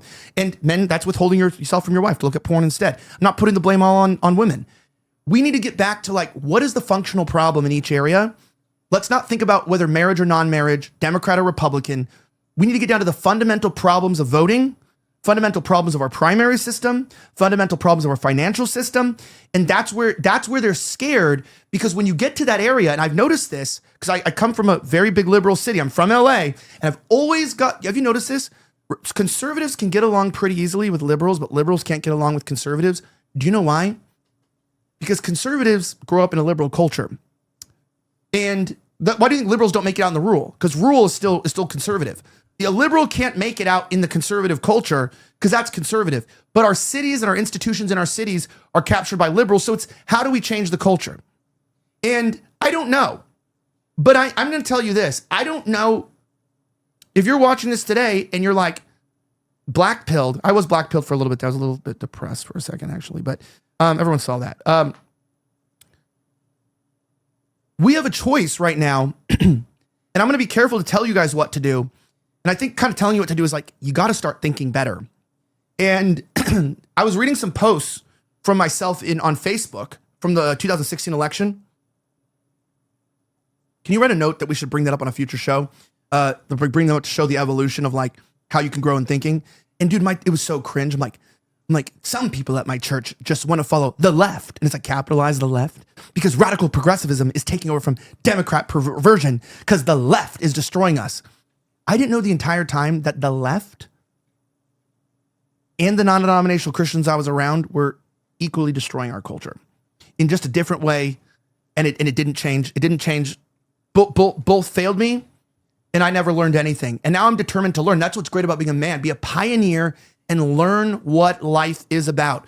Don't let that addiction stop you. Don't let that failed relationship, that girlfriend, if you're younger, girlfriend, if you're older, the divorce. Don't let that lost job, even if it was your fault. Don't let getting fired. Don't let these things stop you from realizing that failure is a part of the journey. And right now we're failing as a country. And that's why, why do I not knock Nick Fuentes for saying vote Democrat? Because at least he's trying to figure his shit out. And he's trying to help young men to think differently. And that's what he's doing. And that's what we need to tell people. So that whole joke about what to do, the degenerate or this, sometimes with friends, I'm just going to be taken out of context. Like one of the best ways I've ever helped, this is incriminating, by the way. One of the best ways I've ever helped one of my friends, not all of them, not kill himself is he's so depressed. He'll call me. I'll be like, "Ugh, you again?" I'll be like, "What?" And I'll be like, "You're not dead yet?" I'm like, "Dude," I'm like, "I wanted your My Pillows. When you die, can I have your My Pillows?" Like, I don't have My Pillows. I'm like, "Oh, damn it. Never mind. You do whatever you want with your life." And he'll start laughing. And I'm like, yeah, dude, because like as a guy, when you're depressed, you don't want to be consoled. You don't want to be told, oh, dude, don't kill yourself. Of course you're not supposed to kill yourself, but men do kill themselves at an extremely high rate because nobody gives them the right fucking advice to tell them in depression, you know what you do? You just get through it. And this is my advice to any of you who are depressed. This is true, and I've learned this from myself. And having gone through seasons as a young person, as an adult, is this. The next craziest thing you can do is not as crazy as murdering yourself, because you can go to jail and still kill yourself too. I'm not saying do anything illegal. You can kill yourself in jail as well. But you need to get through it. It's like, oh, I'm just depressed. And it's like, get up and just go through it. Okay, you don't have to be not depressed. Best advice I ever got was from this producer that I knew named Georgie. And he was like, dude, this is just a tough season. It was the best advice I got. He's like, you guys should meet him one day. He was like, dude, you're like going through a federal lawsuit. You're going through a divorce. You're going through like a fake smear campaign from Jews. You're going through, sabotage on your company. You're had to move states. You left your friends. You're I got my kids back, by the way, but you can't find your kids, whatever, all this stuff. There's a lot more stuff. You're not supposed to feel good, dude. It's supposed to kind of suck. And you got to just get through the suck. And it's probably going to suck for a long time. And then you just got to focus on how to improve that. And no one tells you as a guy, like, there's no answer to depression, dude. There's no pills will only mask it. But at the same time, I'm going to say this too. I'm not fully against medication. If you got to go take some clonazepam or do something for a couple of weeks to keep yourself from killing yourself, go ahead. But don't end up like Jordan Peterson. Because then you die and your daughter lies about you on the internet and your company falls apart. That's crazy. Which brings us to our next section here. Companies falling apart. Well, before we get to that, we do have 2 super chats on YouTube. 2 $20 super chats. This guy, his name is, I'll just say a Dick Boner Q6Q donated $40. This is for 2 super chats. GOP voters keep voting GOP and never punish them, in turn putting it on younger generation, and is why late millennials and Z do not respect boomers and older Gen X. True. Next one was voting Acton. Voting Acton doesn't mean you vote all Dems. Action. It's Acton. It's supposed to be Action. He misspelled it. No, it's not. That's correct. Is that a person's name? Yeah, that's the Ohio Democrat. Voting Acton doesn't mean you vote all Dems. Support the GOP down ticket if they are worth it. Even so, we do run the chance of GOP reps and Senate screwing us. Just another reminder of why GOP needs to be punished. So true. They need to be punished. Yeah, they do. Shout out to our super chatters tonight. Thank you guys for coming in here. Someone asked if I don't have front teeth. No, I got an upper decky in. And that's what I got. I got a 9 milligram upper decky, and it's making me slur my words. Yeah, we do have 2 more topics for tonight. We're going to the second topic for a second. And we're talking about the media falling apart. Do you know what people do hate? And I think we're seeing this from a lot of our women influencers. Yeah. I care what happens to Jordan Peterson, just like Charlie, even though Jordan's wrong on a lot and he sold out to the Zionists. Every guy that's like at least like 25 and older was influenced by Jordan Peterson to an extent, if they got into politics early. And everybody knows that he had a severe addiction to benzos. And I don't even blame the guy. I've never been addicted to benzos, but I've had to take them clinically before, for a few weeks at a time. And they're really good. Get on benzos. No, I'm kidding. No, but benzos are great because they numb you to your own depression and they make you feel like everything's okay. And unfortunately, instead of cleaning his own room, bucko, should have just cleaned his room. It would have fixed everything. No, but he gave us the 12 rules of life. He helped young men succeed. And how did he get popular? It was by teaching young men how to think and to be young men. And then when his daughter, Michaela, who I've met multiple times, she's been on my shows. She's been on this show. It's weird how Michaela's been on this show. And was at a steak dinner with her. She's a very, she's someone's wife, so I'm just saying she's a very beautiful girl. Andrew Tate even said some say she's one of the best. She comes out after her dad disappears. Everyone knows he has health problems related to drugs and maybe other diseases, perhaps. He's getting old. And she comes out with this bullshit video. Did you see that? I saw that she posted it. I didn't watch it though. I just wasn't interested, honestly. Yeah, why weren't you interested? In Michaela's video about her dad? Do you know she was lying? No, I just wasn't interested. Do you have it? Okay. Well, this is about this. Okay. So she just like lies to the public about what's going on. And we're getting that with Erica Kirk, with a lot of these women They're just not telling us the truth, and you can smell bullshit. Daily Wire is in a very interesting place. You know, we have the GOP. Ted Cruz said something very interesting here. Oh, this is from, we can skip this. Okay. That's Daily the last Wire has topic. allegedly fired 60% of their staff. Okay, let me bring this up here. For those that are saying, is this my monologue hour? Guys, this show's going to get a lot more ideological because reacting to shit is not going to help it. We've got to talk things out. We're And if you- sticking to specific topics. And if you don't like it, this show may not be for you, but we're going to get a new audience over time. And the goal is to not do the same thing we've been doing for the last 5 years so we can enjoy our drinks and laugh. The goal is go watch sports ball. It's an experimental year. You know, we'll be We're in pilot experimenting season. until things work out and until the numbers go up and until we build our accounts on all platforms. We're just going to be trying new things, and we hope you guys are here for the ride. But yeah, check out this video. Oh, it's a video. Okay, listen to this. I love this guy too. A conservative media giant is looking a lot less giant. What happened to the Daily Wire? He got fired for Behind the Pizzagate. big name polished videos, the confident headlines, there were growing signs of real trouble there. Subscribers dropping, layoffs hitting, and questions swirling about whether or not the brand has lost its core audience. Remember the exit of Candace Owens, whose departure and public criticism does appear to have taken a big part of the audience with her. That was following the October 7th attacks, which seemed to launch the network shift from what some people thought was America First to excessive warmongering. And then just days ago, reports that failing mega network has made massive layoffs. We're talking about up to 60% of employees have been fired. An absolute bloodbath, as Candace Owens rightly put it. But there is more here. Add unconfirmed but somewhat loud online speculation involving USAID, and the cracks really start to show here. But it wasn't until around the time that Doge led to the ending of USAID funding that the Daily Wire really started to plummet in viewership, because that's when things started to fall apart. Ben Shapiro's show has been in a free fall over the past year or so in terms of viewership and engagement, while voices like Tucker Carlson and Candace Owens continue surging. And with this new possible revelation of funding, how much longer can the mega network sustain itself? You see, in this current era, the battle lines are not drawn between liberals and conservatives. The real battle is being fought on X and other social media platforms right now between those who are America First and those who are Israel First. And the Israel Firsters might have all the institutions and the money behind them, but as with the Daily Wire, when that dries out, so does the viewership. And after October 7th, the Daily Wire had to reveal itself. And what did it reveal? It revealed that the entire operation from top to bottom has one goal: to run cover for the Israeli government, no matter how many atrocities it commits. And people like Tucker and Candace and Alex Jones, they've shown that you don't need big institutions behind you. All you need is a little bit of honesty, a little bit of common sense, things the Daily Wire never really had. Boom. That's a pretty good monologue. Yeah, I like that guy. Well, he's saying this. Look, the reason, I don't know what the USAID thing or USAID, I don't know if that's true. I don't really care. I don't like speculation.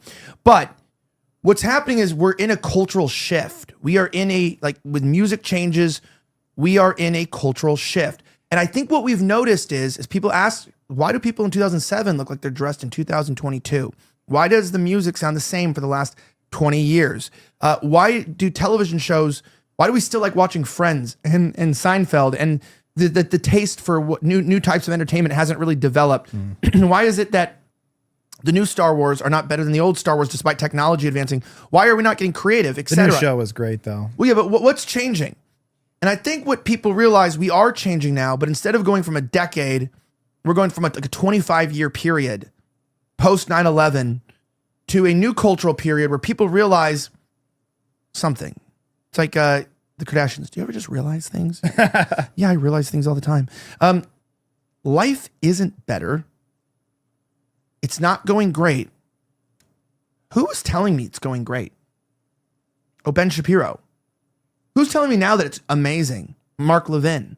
Marco Rubio. Who's Marco Rubio? Trump. He's saying we're better off than any generation that came before us. Really? Yeah.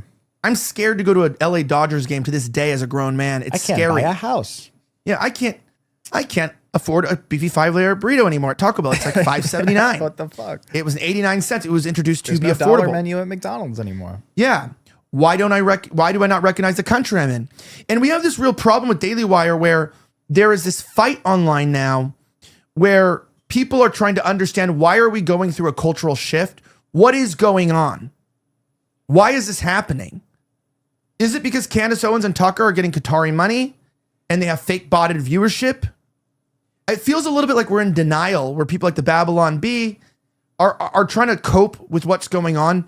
And the reality is, the change is that we are heading into a new era. So I want to say this in terms of the black pill.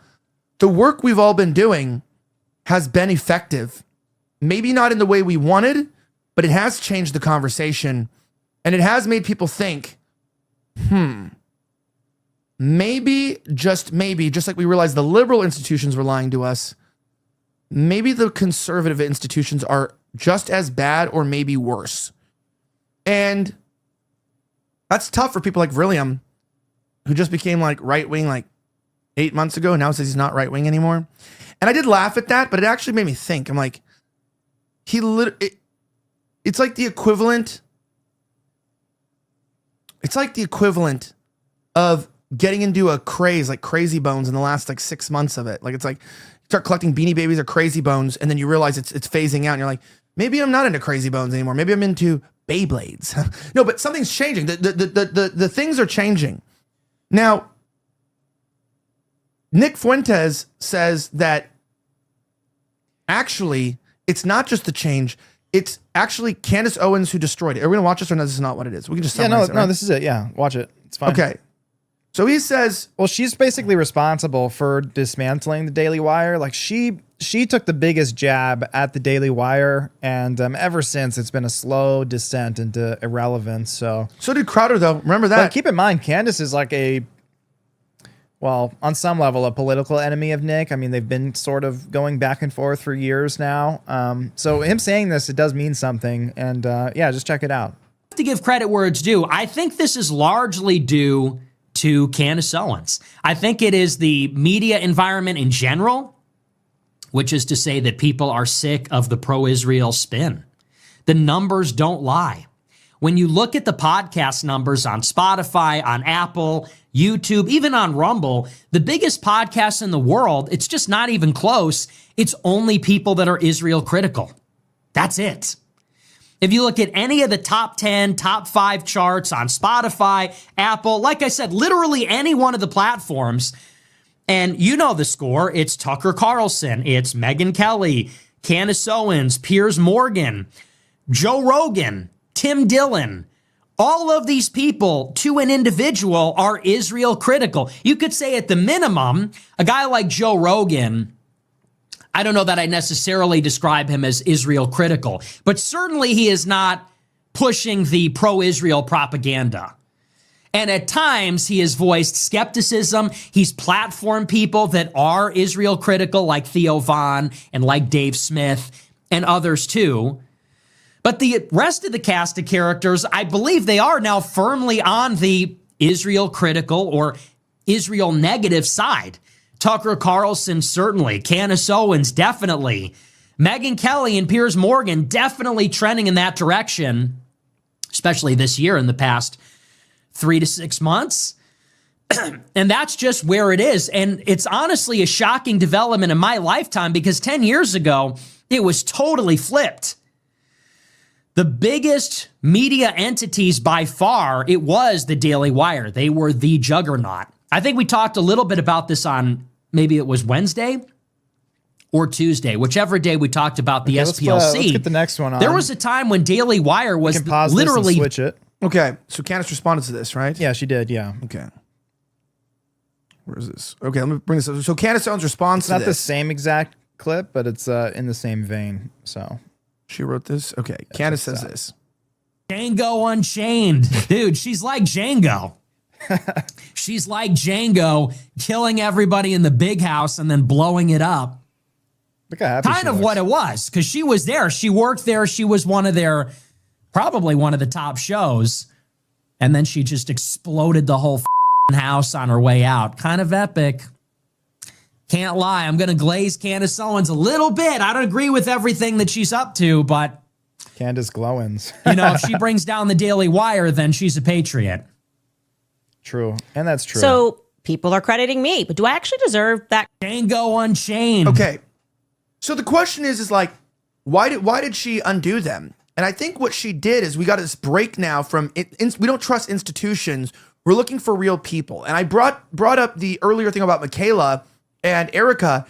They have the institutions behind them, but they're just not real people. And that's kind of even where the left and the right are uniting is like, yes, something's wrong with Erica Kirk. Something is wrong. And whether or not you really believe, some of these things that people are doing, we're kind of seeing pioneers. Even though Tucker comes from the establishment, Candace comes from the establishment, even the anti-establishment guy, Nick, is like, they're breaking the establishment down and people are hungry for the truth. They're sharing at least what they believe to be more of the truth than was shown on these other networks. And it's like when you go to the Daily Wire, you just know certain topics you're not going to get an accurate presentation on. They're not going to tell you the truth about Israel. And right now, the whole world is focused on Israel, right? What is Israel doing? Why are they here? Our whole government is about how can we please Israel, Anti-Semitism Awareness Day, Holocaust Remembrance Day, swastikas on synagogues. And everyone's going, why do we? That's what I'm saying about the not really caring about Israel. It's like, they are anti-Israel, but it's like, but also like, why fuck Israel? Like, that's just kind of like the phrase that the young people say. It's like, fuck Israel. It's like, dude, they're like, who killed Charlie Kirk? Like, why did he get killed? And why did President Trump not seem to care when it happened? Why does the ballroom cost $1 billion in security fees now when it's supposed to be paid for $200 million of donor fees? It still is, but we're getting $1 billion security budget possibly for it. Why is it that no matter what institution on the right you go to, as long as you're pro-Israel, you can have a voice? Maybe I'm being controlled and I don't want to be controlled anymore. I'm an American, damn it. And I want the freedom of the American spirit. And I think it goes to show you that Stu Peters is doing so well. Just on that topic. He's going to be cooking with the next topic too. Stu Peters with the fucking UFO shit. That's our last topic for the night. You have some stuff if you want to give me 1 second here. It's an interesting topic. So to sum it up, we're going to talk a lot about it, but to sum it up, there was a secret meeting with all of the Zionist pastors of America, specifically Zionist only pastors of America, the top brass of that whatever. They do this secret meeting at the White House or wherever, and it's all about what the aliens are. So they're given some information that no one else knows, and they're alluding to the idea that they don't say it specifically, but what they do allude to is that these aliens are actually demons. And I don't know if you remember, but JD Vance, he made a comment about that like a month ago where he said, well, I actually think that the aliens and the UFOs, it's demonic, it's not real. And so now that seems to be what the narrative is going to be going forward. We'll have to check it out if you want to open that up. Yeah, this is very weird. So there's this alien invasion that's here apparently, that is already here, and they're going to reveal it. Yeah. Kash Patel even went on a show and said that they're going to release the files. And guess who they alerted first? Christian Zionist pastors of evangelical churches. This is true. I had a friend that sent me a text message. I was in a meeting, a weekend meeting, preaching Friday, Saturday, and Sunday morning. And he said, Perry, can you give me a call? I have some information that has come to my attention. Of course, when a friend of yours does that you know quite well, you have no idea what information they're talking about. And I'm not going to go into great detail, but there were a large number of pastors that had been invited to go to a certain state to hear some men in the United States government and others share with them a concern that they had. And this particular man, and I'll not name him, and then we may end up doing some teachings with him or having an event at his church. He has a great church.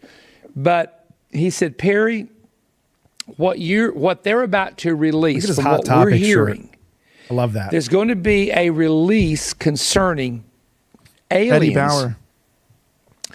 And concerning unidentified flying object spacecraft, that some of the people who were in the meeting were telling us as pastors you need to prepare your people and you need to get ready to answer them for what you're about to hear being released. And some of it has to do with crafts that have been discovered that are not allegedly a part of our planet and the materials they're So someone had to be alerted of this, and someone had to bring it out to the people and explain to the people what's going on. And they choose the Zionist evangelical pastors to spread the message forward. We have two more videos just like this. Let's play them in succession. This is so weird. By the way, this is like one of the strangest things. These guys are like, they look like, that's my pastor. Like, that's kind of crazy. Yeah, there's three of these, and they're all basically the same. Believer, but every Christian it's important to watch. This year, there is coming a massive disclosure. The truth, as the government knows it, about UFOs and UAPs is going to be disclosed to the population. The Trump administration is going to attempt to make history in an historic announcement where they're going to say that these non-terrestrial interdimensional beings are real and that we do have unexplained phenomenon among us. This is going to be huge. Many so-called Christians are going to be taken captive by it. We have got to speak on this first. They need to hear it from us first. They need to hear from us what the Bible has to say about it. This is an urgent call to every pastor and church leader, including the ones who mocked me when I released this book and said I've gone off the deep end. Buy my book, of course, they didn't read please. the book. They didn't know what I said about it. Aliens are invading. It's time for every single pastor to teach on this. What does the Bible say about non-human entities? Okay, next one. Check this out. One more. Gets even weirder. There's a lot of these. Well, this one, you know, everyone knows who this is. So, oh wait, maybe not. Different guy. That was a different. Yeah, I'll find it and put it. I'll play this. The government is on a PR tour. My favorite person in the government. Check this out. Life on other planets that may be visited here that would not at all shock or surprise me. Have you ever looked into it? We're looking at it. Here's the thing. Again, okay, I want all the details. Here's the thing. Every other president before President Trump could have said, hey, let's look at that and get the American people the information. What did he do? He stood up an interagency process with Department of War leading that effort to get out the documentation related to everything that you're talking about, not just from the FBI, from the IC and everywhere else. And so what do? We already delivered our first tranche of information to that committee, and they're going to be publicly releasing this information very soon. We are all for it. There's nothing in this subject that we're talking about that we don't want released. Our job at the FBI is to work with the White House and DOW. I was going to do a joke on this show. I didn't have time. Get some white binders and be like, I have the UFO files right here. Part one. It's all just pictures of Sarah Stock. Yeah. Wow. That's deep. A lot into that. A lot there. My bad. But jokes aside, it's like, this is like kind of crazy because we just wanted the Epstein files, cheap gas, and no foreign wars, and we got Operation Bluebeam, and I think there is a UFO phenomenon going on. People are seeing these balls of fire around. Someone also keeps asking, "Where's my teeth?" I told you I got an upper Deckian. Okay, it's like it's a big. Had to get him taken out. He's getting work. I got the upper Deckian, and I'm just trying to get through the data. Incredibly tough day today, is all I'll say. But I sit around here, and it's like. The people are so bored with their lives that they're going to distract us with aliens. I want you to listen to this. They're releasing this now because now is when it's needed. It's not because we deserve it now. It's not because we earned it. The government deserves, or we deserve, for our government to work for us and to inform us. If there's been aliens around and they should inform us about it, probably let us know. But quite frankly, what are these? Are they the Nephilim? Are they the Nazis? Did they build these in Argentina? I don't know. I would be led to believe that this was probably from one of Hitler's projects. That's my personal opinion. I don't think these are maybe aliens, but whatever this is, I believe started in Nazi Germany and is probably a huge reason, besides the rockets, why we brought them over here. I think that whatever they discovered, whatever they were doing, they had this technology or found it, and I think that we brought them in, and that's why we put all the money into NASA. We are maybe trying to find these people, see where they were, find out more about them. And they could be living in the Antarctic. That's a lot of people believe, right? That there's some hole there. Maybe some people believe in a flat earth, that there's like an ice shell. Some people believe that the firmament is like blinding to us. I just want to know why Qui-Gon Jinn died such a unhonorable death. I know they didn't fought Sith Lords in 1,000 years. Well, that's but because still. the Force made everything happen as it willed, you know? Qui-Gon Jinn had to die, so the Chosen One had to fall into the darkness and bring balance to the Force. He had to kill all the Jedi, so there'd only be two. Well, I got to ask this. And he was redeemed through his son. Where's Darth Maul when I need someone to kill me? Because I kind of feel like a little bit like we're in a movie. It's kind of predictable. People are getting people are getting tired. A new war didn't fix it. What's crazy is usually war unites Americans. Nothing unites Americans besides a foreign war. And Iran did not unite Americans. In fact, Americans are pissed. The podcasts are failing. Their grip on media is failing. They already lost. No one watches the mainstream that's young. People aren't watching their podcasts, the Daily Wire. They're not watching any of these things. It's like, well, we've got to create a new problem. And I believe this is going to be, or they're trying to make this a new COVID, a new unifying factor. And the US has to release this to drive fear into people. We need the government to help us. I am the government and only I know about the UFOs. I'm going to tell you what you need to know and tell you how to fix it. And I don't know. I don't know what they're going to tell us. I'm going to tell you, it could get really weird. Okay. They're pushing for data centers at an alarming rate and violating the rights of property owners. They're polluting the air. They're stealing the water. And our government, remember they were all about the nature? It was all about lowering emissions.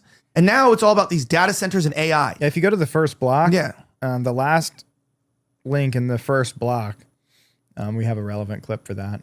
It's all the way, it's the second page, at the top of the second page. Or third page. Yeah, there you go.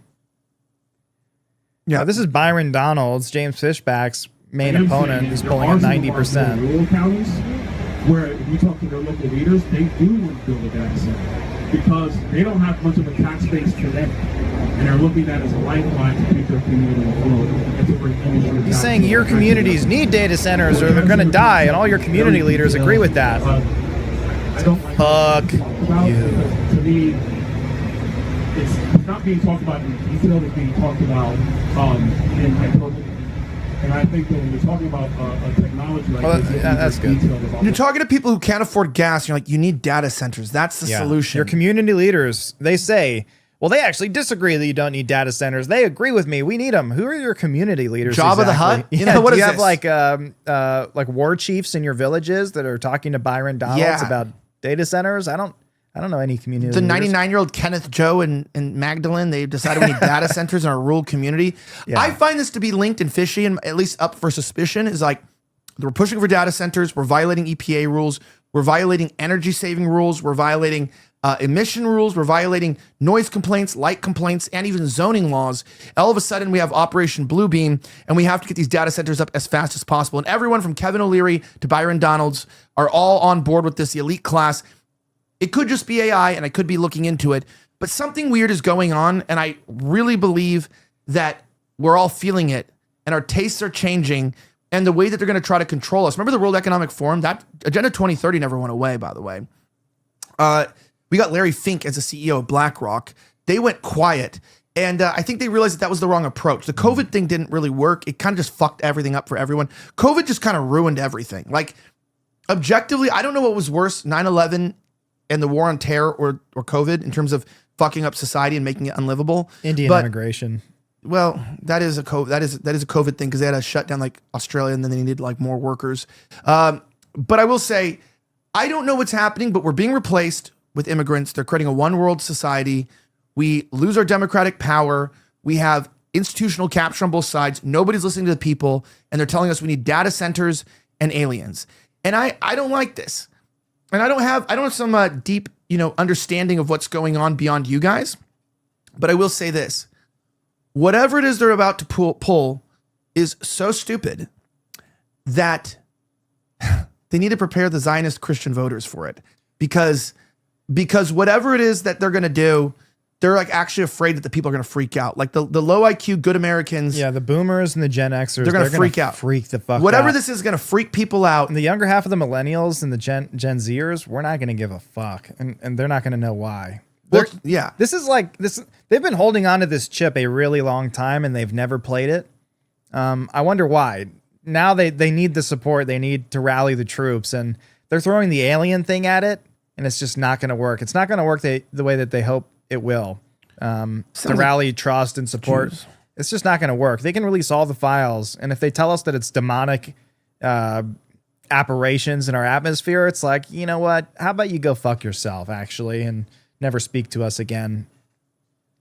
Yeah. My conclusion on this, I'm going to go to the chat for a second. What do you guys think this is? Operation Bluebeam. What's going on here with this? I think Bluebeam is the thing that started the Hawaii fires. They said that if you remember all the blue roofs in Hawaii, the houses that had blue painted roofs were not destroyed, and all the blue cars were not destroyed. I don't know how real it is. I think it might be a little bullshit, but I know we have the technology at the very least. So maybe there's some, I don't know.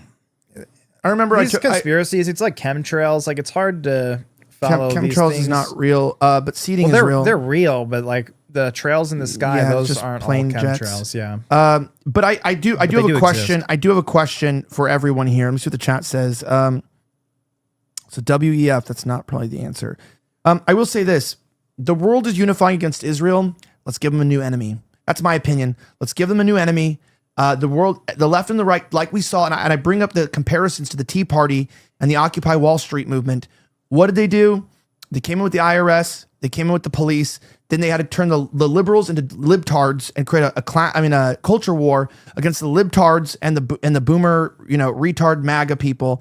And they created that. The government created that. They created the modern right and the modern left out of the Occupy Wall Street, because you can't have people like at the Lincoln Memorial. That was crazy. That they were standing up against unfair taxation like the original days. And then you had the Occupy Wall Street, if you're new here, barring financial buildings, barring the stock exchange, saying that we have to, kill bankers and millionaires. And you basically had both sides of the power structure, the government taxation, keeping the government up, and the institutions that pay the taxes that control the government basically up, and they took it out. Now what happens? Everyone's like, well, Israel controls the government, kind of. And it's like, well, actually, we have to focus on UFOs. Who cares if they were raping kids on Epstein Island? The truth is Epstein, I'm not gonna be surprised if Epstein turns out to be a good guy. Well, he had aura. Well, I'm not gonna be surprised, because when I found out that, for years I thought he was like this rabid pedophile. Mm-hmm. And oh, you think they're gonna like change the framing around him over time? I think they might make him like, I think. So actually, he donated billions of dollars to Africa, and yeah, he's a humanitarian. I think history is going to remember him as a good person, not because I think he's good. I think they're just going to, they're already doing it. Like, I watched this one newscast, like, did you know? I didn't even know it was liberal news. They're like, you mean the financier? Yeah, they were like, Jeffrey Epstein, like, had a sex with a girl on her like 17th birthday before she was 18th or whatever, like on the last day. And you're like, is that what happened? I don't know if that's what happened, but like, I just saw them trying to put him in a good light and being like, he was actually a really good friend of the elite class and he helped them shape our country. I was like, really? I don't even know about that. But I think that they're going to rewrite history. And, I heard Ben Shapiro talk, and he was like, we did a really good job. We don't really have control of the internet. X is cesspool. TikTok is better, but we'll wait to see what the new owners do with it. I was like, why are you just saying that out loud, dude? Yeah, right. Why are you just saying that out loud? We have so much change happening at such a rapid pace. There's no way to get control of this. And once they get their data centers, I don't think we can stop them. And so we're all going to become eco-terrorists and blow up the data centers. No, I'm totally joking. No violence here. Not promoting anything like that. But I do think that we might be heading, that is a joke, by the way, to clarify. I think that things may get to a point of desperation where school shootings don't even faze people today. Yeah. They don't even faze people. They barely get on the news. No one cares. Mm-hmm. There's got to be some way to keep massive unrest from happening. And I believe we are headed potentially towards either we have a massive unrest or they have a massive arrest of us and capture us back in some forceful way. And I know this is going to sound really like Alex Jones's and stuff, but it's like, UFOs could create a global lockdown. I mean, it could be like, we're locking everything down until we figure this out. It also could be nothing. It could come out and just be another boomer slop shit. And I'm not going to make a prediction either way, but I will say, I think things are getting exciting. And I don't think just reacting to woke people on the internet is the way forward, because I don't want what I saw from the America First United is like just uniting on anti-Israel has already been captured. Kind of like it's kind of become a multicultural, multi-ethnic, like international movement now. And it's kind of brown. Like the anti-Israel movement has become kind of brown. And us and the the Arabs kind of don't like Israel for different reasons, you know? And also like us and the liberals don't like them for different reasons. And I don't think we're really going to agree on that. Well, what we do agree on is that we don't like Israel. We don't like Zionism at the very least. That's on left and right. Their anti-Zionism stuff is very separate from the far right. It's very separate, but we have the same ultimate goal, I would say. The thing that the Democrats aren't red-pilled on is international Jewry, world Jewry. They don't understand that concept. They don't think about the banks and the media institutions and the production companies. They're not really that far, but they are against Zionism because of the Palestinians that are getting killed. Yeah. And we also had another $2 super chat. Nice. By Thank you. Stormhammer. Watching with my friend Jesse, first time. Hey, first time. Welcome to the show. Nice. If you'd like to join our locals, you go to ElijahSchaefer.locals.com. You can join the community for free. We'd love to see you. We'd love to see you there. We are working on a few things. I apologize, guys. I'll just say this at the end. I'm not going to say much about anything. But I think in the next like two weeks, a lot of the personal stuff that has been getting in the way of production will be solved. That's all I'm going to say. I think a lot of it's going to be solved.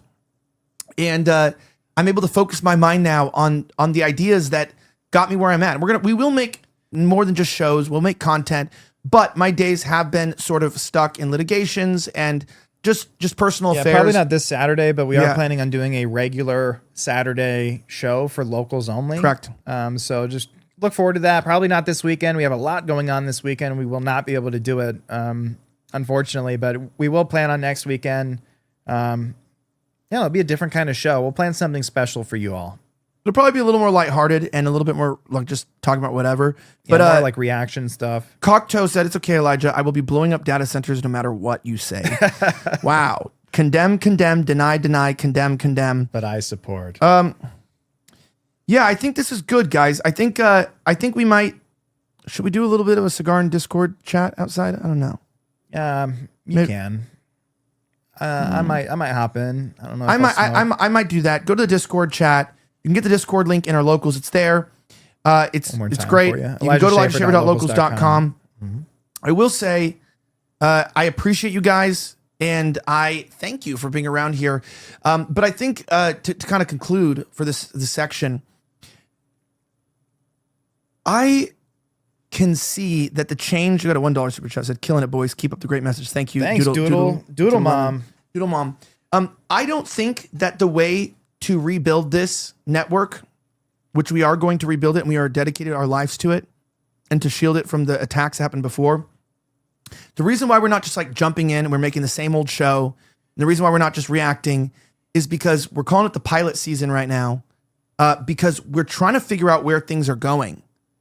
And we're trying to figure out what's the best way to present information and how to have good conversations and stay real and not take Zionist money.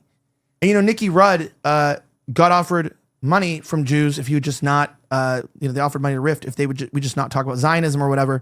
It's not that we want to talk about it all the time, but I think everyone knows about the Jews and their control and what's going on. And now the question is, what the fuck is going on and how do we do something about it? Like what is really happening? And I don't know if we're going to find it in our generation, but we owe it to you. We owe it to my boys. We owe it to the people involved. And I make this comment, with Daily Wire and these companies failing, I've had some clips go out recently that were just completely taken out of context. And I watched my haters just enjoy them. And it was like low IQ shit. Like it was just like, I said one thing in the clip and the caption said the other thing. And I realized that we have a problem that content creators, people give information, realize their audience is so stupid that they just give them confirmation bias.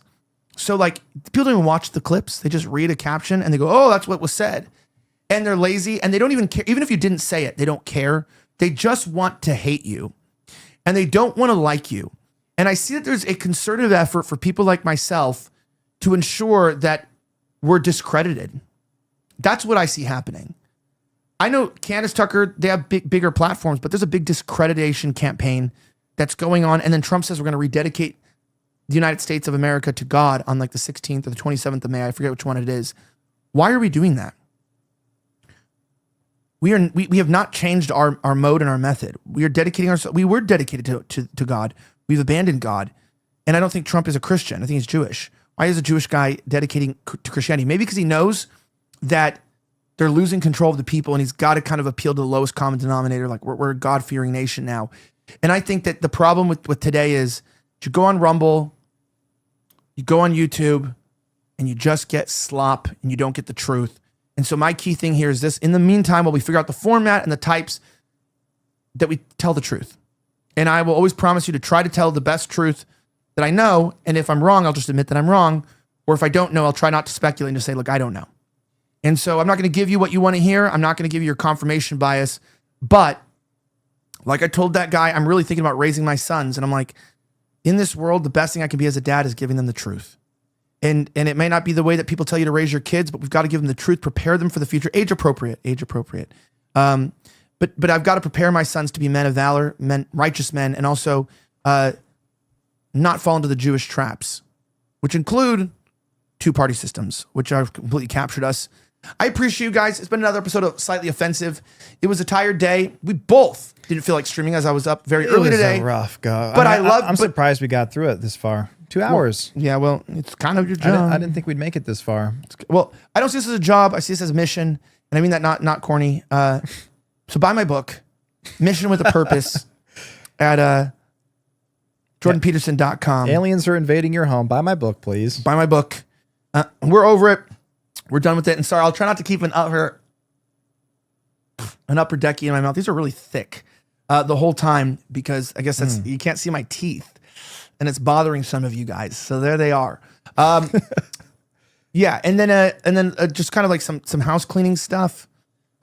We will not be having a show next week on Monday or on Wednesday because we will be traveling.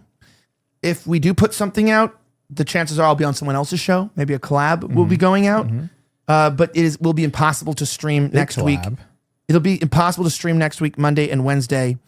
But I am going to make sure that I'm active. So follow me on X, and we'll get our Instagram stuff, flowing soon. And please pray for this team. Pray for yourselves. Pray for your kids tonight. Have a great rest of the week, as always. I'll see you in Discord in a little bit. I just ordered some pizza for the boys. And may God bless the United States of America. I'm signing out.